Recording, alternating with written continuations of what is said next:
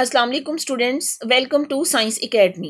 जी next आता है सब फील्ड ऑफ बायोलॉजी। बायोलॉजी के सब फील्ड क्या है, आगे इसको फर्दर कितनी ब्रांचेस में डिवाइड किया गया है। अब इसकी सब फील्ड में सबसे पहला आता है मॉर्फोलॉजी। मॉर्फोलॉजी का मतलब होता है study of structure.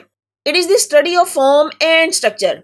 Form and structure mean कोई भी ऑर्गेनिज्म, उसकी फॉर्म साख्त कैसी है, किस तरीके से वो बना है, उसको बोलते हैं morphology.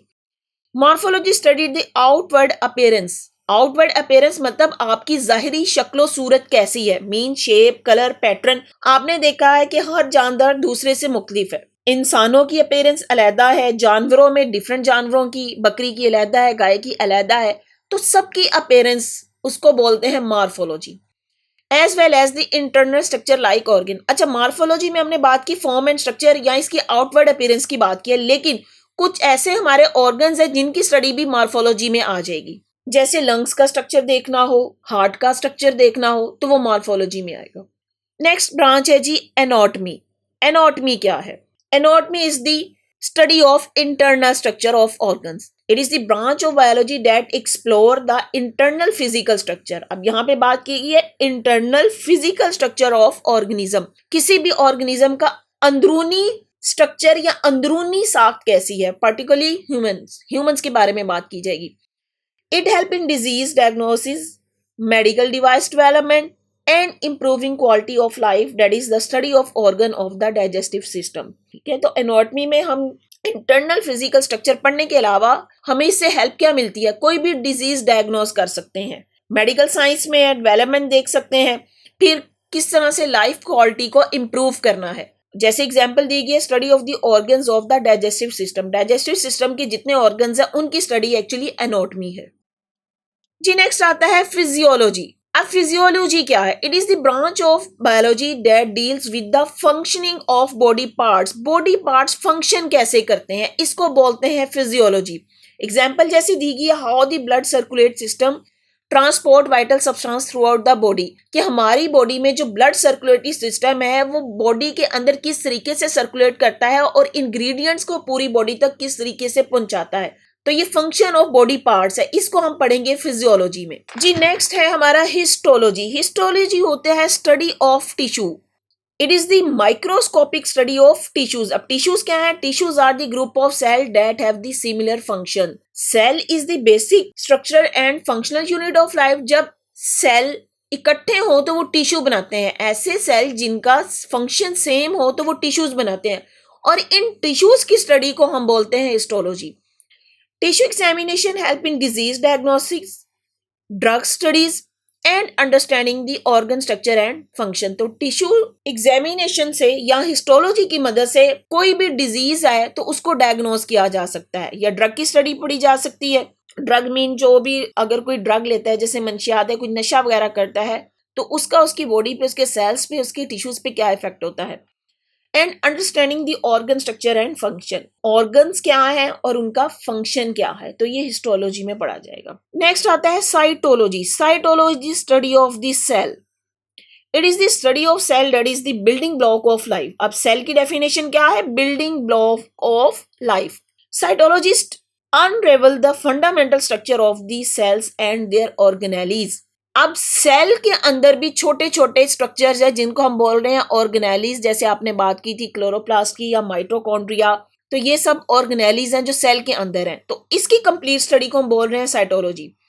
They also study the mechanism of cell division.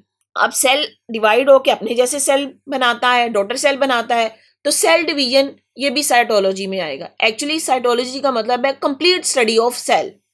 यहाँ पे एक इंटरेस्टिंग इंफॉर्मेशन दी गई है, ऑब्जेक्टिव पॉइंट ऑफ व्यू से इंपॉर्टेंट है। The human body contain over 30 trillion cell. ये आपने ये तादाद याद रखनी है। Various type of cell possess the unique structure. तो यहाँ पे याद रखने वाली बात है कि 30 trillions of cell human body में होते हैं। जी नेक्स्ट आता है मॉलिक्यूलर बायोलॉजी। मॉलिक्यूलर नाम से पता है स्टडी ऑफ मॉलिक्यूल्स। कौन से मॉलिक्यूल? अब आपकी बॉडी में जैसे कार्बोहाइड्रेट्स की बात करेंगे, प्रोटीन्स हैं, लिपिड्स हैं, न्यूक्लिक एसिड, ये सब क्या है? मॉलिक्यूल्स। तो study of these molecules.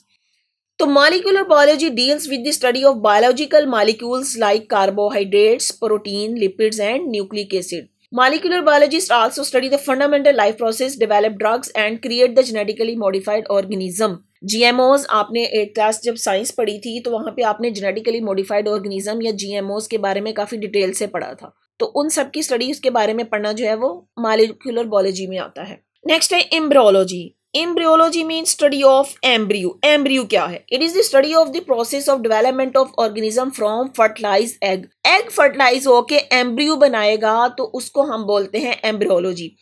In this branch, scientists study the tissue and organ formation, identify the birth defects and develop medical treatments.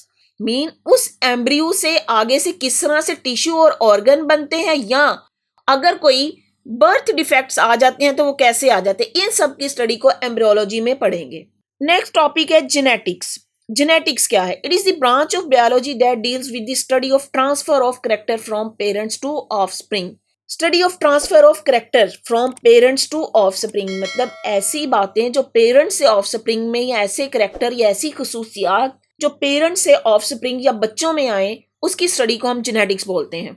इसके अलावा इसमें स्टडी किया जाता है कि अगर किसी ऑफस्प्रिंग में जेनेटिक डिजीज आ जाती है जो पेरेंटल इशू की वजह से आती है, तो in genetic scientist also study the causes of genetic disease and develop better variety of plant and animal. तो जेनेटिक्स में आप जेनेटिक डिजीज के बारे में पढ़ सकते हैं, और इसके अलावा इसमें better varieties of plants and animals की ब्रीडिंग की जाती है, या प्लांट की बेटर वैरायटीज कैसे हासिल की जाती है, वो सारा कुछ जेनेटिक्स में आता है जी। नेक्स्ट है पेलियंटोलॉजी। पेलियंटोलॉजी कहते हैं स्टडी ऑफ फॉसिल्स को। It is branch of biology that deal with the study of fossils. अब फॉसिल्स क्या है? फॉसिल की डेफिनेशन देखें। Fossils are the remains of plants and animal that were preserved in rock and other geological formation. Dead remains of plants and animal. अब fossil plants के भी हो सकते हैं, एनिमल्स के भी, जो रॉक्स में प्रिजर्व्ड हो गए या किसी और जियोलॉजिकल फॉर्मेशन में। तो the examination of fossil help scientist to know the evolutionary history of organism. किसी भी ऑर्गेनिज्म की एवोल्यूशनरी हिस्ट्री मतलब उसका इर्तिका पढ़ा जाता है कि कितने साल वो पुराना था, वो तब कैसे एग्जिस्ट करता था। For example, dinosaur fossil provide evidence of giant reptiles that roam the earth million of years ago. अब साइंटिस्ट जो डायनासोर की बात करते हैं तो वो कहते हैं मिलियंस ईयर्स अगो ये हमारी जमीन में थे और ये रेप्टाइल्स थे। तो फॉसिल्स की स्टडी पढ़ी जाती है पेलियंटोलॉजी में। अब यहाँ पे इंफॉर्मेशन दी गई है एमसीक्यू के अकॉर्डिंग, ये इंपॉर्टेंट है। The oldest noun fossil is a cyanobacterium. सबसे पुराना फॉसिल साइनोबैक्टीरियम का है, जो कि कितना पुराना है? 3.5 बिलियन ईयर्स ओल्ड। एमसीक्यू के अकॉर्डिंग ये इंपॉर्टेंट क्वेश्चन है, आपसे पूछा जा सकता है, आपने ये याद रखना है कि सबसे ओल्डर फॉसिल साइनोबैक्टीरियम है। अब साइनोबैक्टीरियम बैक्टीरिया की एक टाइप है जी। नेक्स्ट ब्रांच है टेक्सोनोमी। टेक्सोनोमी का मतलब होता है ग्रुपिंग में डिवाइड कर देना, ग्रुप्स बना देना। It is branch of biology that deals with the classification of organism into groups on the basis of similarities and differences. Similarities या डिफरेंस की बेस पे जानदारों को ग्रुप्स में डिवाइड कर देना। Classification of organism help to organize and understand the diversity of life and identify new species and study evolutionary relationship. आप देखें टेक्सोनोमी जैसे जानदारों को डिफरेंट ग्रुप में डिवाइड किया गया है। इंसानों को अलग है, जानवर एनिमल्स अलग हैं, प्लांट्स अलग हैं, माइक्रो ऑर्गेनिजम्स अलग हैं। तो ये एक्चुअली क्या है? ये टेक्सोनोमी है कि उनको डिफरेंट ग्रुप्स में डिवाइड कर दिया गया है। तो इस तरीके से किसी भी ग्रुप के बारे में स्टडी करना आसान हो जाता है जी। नेक्स्ट टॉपिक है ecology. Ecology is the study of the environment. It is the branch of biology that deal with the relationship between organisms and environment. कोई भी ऑर्गेनिज्म अपने इन्वायरमेंट में किस तरीके से रहता है उसको हम इकोलॉजी में स्टडी करते हैं। Ecology helps to conserve biodiversity and address environmental problem. इसके अलावा इकोलॉजी में हम देखते हैं कि कोई इन्वायरमेंटल अगर प्रॉब्लम्स आ रही हैं तो उनका सोल्यूशन क्या होना चाहिए। और चीज जो इसमें डिस्कस करेंगे, फूड चेन देखेंगे। For instance, illustrate the interconnectedness of organism for energy and nutrients. हमने इकोलॉजिकल पिरामिड्स की बात की थी, तो वो इकोलॉजिकल पिरामिड भी इकोलॉजी में आएगा। नेक्स्ट है जी मेरीन बायोलॉजी। मेरीन का मतलब होता है सी या ओशन। तो ओशन या सी में लाइफ किस तरह एग्जिस्ट करती है उसको हम बोलते हैं marine biology. It is the study of biology that deal with the study of life in oceans. समंदरों में पाई जाने वाली आबी मखलूक के बारे में स्टडी है marine biology. It help to understand ocean biodiversity, discover new species and address the marine conservation issue. Mean वहां पे देखा जाता है कितनी बायोडाइवर्सिटी, बायोडाइवर्सिटी का मतलब होता है कितनी वैरायटी ऑफ लिविंग ऑर्गेनिज्म वहां पे है, फिर कितनी न्यू स्पीशीज डिस्कवर हुई हैं, या अगर वो वहां पे एग्जिस्ट कर रही हैं तो किस उनको कौन कौन से इश्यूज या कौन से मसाइल हैं। For example coral reef support a wide variety of marine life, coral reef जो है वो सपोर्ट करते हैं मेरीन लाइफ को। किस तरह?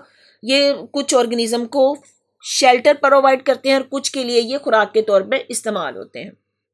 जी नेक्स्ट है जी पैथोलॉजी। पैथोलॉजी क्या है? स्टडी ऑफ डिजीज, कोई भी डिजीज उसके बारे में स्टडी करना, डायग्नोस करना और उसका इशू तलाश करना और उसके लिए फिर मेडिसिन प्रिपेयर करना, वो सब कुछ आ जाएगा पैथोलॉजी में। It is the study of disease, their cause and effect, मतलब कोई भी डिजीज है उसकी रीजन क्या थी, किस वजह से हुई और उसके इफेक्ट्स क्या हैं। Pathology help in disease diagnosis, prevention and treatment, तो उस डिजीज के बारे में जानना और उसका ट्रीटमेंट तक सब कुछ पैथोलॉजी में आ जाएगा। For example pathology study how the uncontrolled division and spread of cell cause cancer. अब कैंसर क्या है? It is the uncontrolled division and spread of cell cause cancer, ये कैंसर की डेफिनेशन भी है। तो आप यहाँ पे पैथोलॉजी स्टडी करेंगे कि कैंसर किस तरीके से फैला और फिर उसकी रीजन क्या थी और उसका ट्रीटमेंट क्या होगा, तो ये सब कुछ पैथोलॉजी में आ जाएगा। जी नेक्स्ट पार्ट है जी इम्यूनोलॉजी। इम्यूनोलॉजी क्या? इम्यून सिस्टम से रिलेटेड स्टडी करना। It is the branch in which we study the component of the immune system. अब इम्यून सिस्टम क्या है? आपकी बॉडी में अल्लाह ताला ने एक नेचुरल सिस्टम रखा है जो बीमारियों के खिलाफ कुव्वत मदाफत प्रोड्यूस करता है, उसको हम बोलते हैं immune system. And their role against diseases, कोई भी डिजीज हो तो उसके अगेंस्ट हमारा इम्यून सिस्टम कैसे लड़ता है। Immunologist study to develop vaccines, treat autoimmune diseases and improve immune response to infection. Some time ऐसा भी हो जाता है कि कोई ऐसी डिजीज है जिसके लिए हमें वैक्सीनेशन करवानी पड़ती है, तो ये वैक्सीनेशन हमारे इम्यून सिस्टम को स्ट्रॉन्ग करती है। तो ये सब स्टडी हम करेंगे इम्यूनोलॉजी में। नेक्स्ट है pharmacology. Pharmacology study of the pharmacist. Pharmacist क्या होते हैं? मेडिसिन से रिलेटेड बात।